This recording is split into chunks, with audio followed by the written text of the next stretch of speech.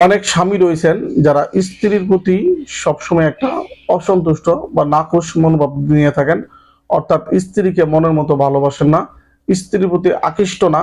আজকে ইনশাল্লাহ অত্যন্ত একটি পরীক্ষিত আমল দেব। এই আমলটি করলে ইনশাল্লাহ আপনার স্বামী আপনাকে যথেষ্ট পরিমাণ ভালোবাসবে, আপনার প্রতি আকৃষ্ট হবে, আপনার ইনশাল্লাহ অনুগত হবে, অর্থাৎ আপনাকে স্ত্রীর যে মর্যাদা সেই মর্যাদা ইনশাল্লাহ দান করবেন। আপনারা মোবাইলের স্ক্রিনে দেখতে পাচ্ছেন অবাধ্য স্বামীকে বশ করিবার তদবির।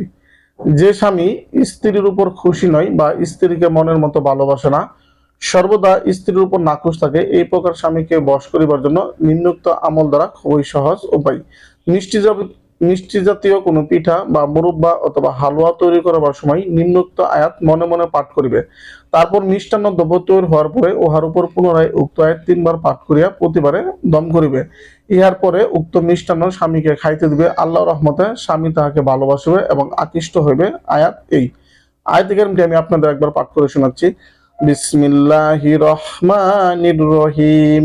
অমিনান নাসি মাইয়াত্তাখিযু মিন দুনিল্লাহি আমদাদাই ইউহিব্বুনাহুম কাহুব্বিল্লাহি ওয়াল্লাযীনা আমানু আশাদ্দু হুব্বান লিল্লাহি ওয়ালাউ ইয়ারাল্লাযীনা জালামু ইয ইয়ারাউনাল আযাবা ইন্নাল কুওয়াতা লিল্লাহি জামিয়া ওয়া আন্নাল্লাহা শাদীদুল আযাব।